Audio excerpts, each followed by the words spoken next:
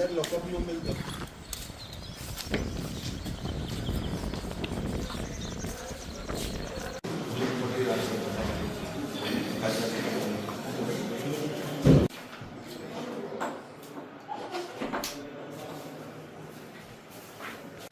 Waghodia police સ્ટેશનમાં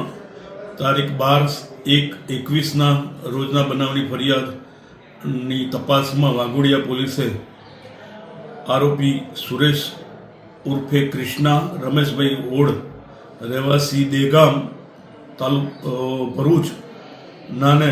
ઝડપી પાડી આરોપી વિરુદ્ધ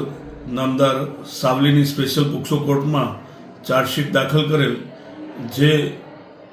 કેસ નામદાર સાવલીના પોક્સો કોર્ટના જજ સાહેબ શ્રી જે ઠક્કર સાહેબ શ્રી રૂબરૂ ચાલી જતા આરોપી સુરેશ ઉર્ફે કૃષ્ણા રમેશભાઈ ઓડને નામદાર કોર્ટે તકસીરવાર ઠરાવી આરોપી સુરેશભાઈ કૃષ્ણા રમેશભાઈ ઓડને ₹1 લાખનો દંડ તથા 20 વર્ષની સખત કેદની સજા પોક્સો એક્ટ તથા દુષ્કર્મના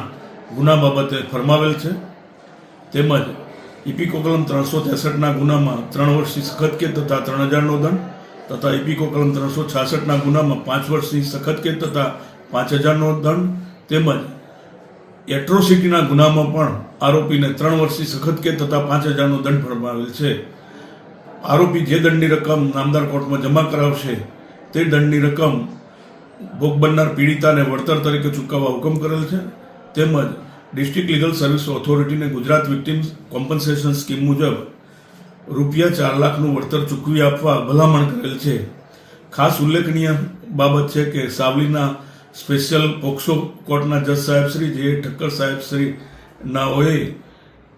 સાવલીના સેશન્સ એન્ડ ડિસ્ટ્રિક્ટ જજ તરીકે તથા પોક્સો કોર્ટના જજ તરીકે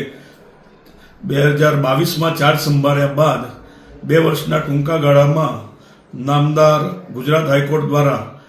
પોક્સો એક્ટના ગુનાઓની ઝડપી ન્યાય પ્રક્રિયા ચલાવવા માટે જે વખત માર્ગદર્શન આપેલ તે મુજબ ઝડપી ન્યાય પ્રક્રિયા પૂર્ણ કરીને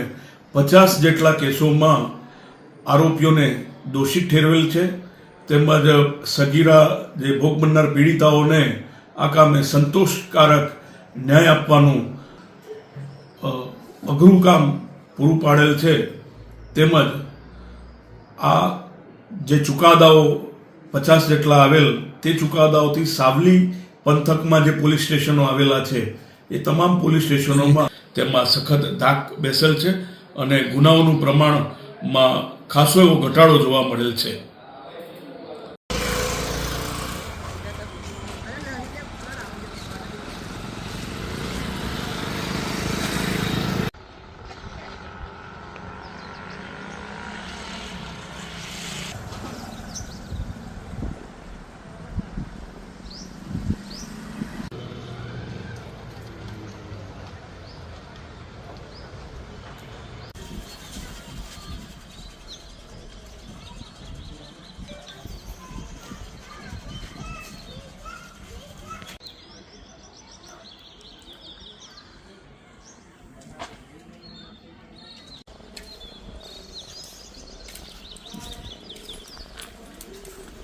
अंदर लॉकअप में मिलता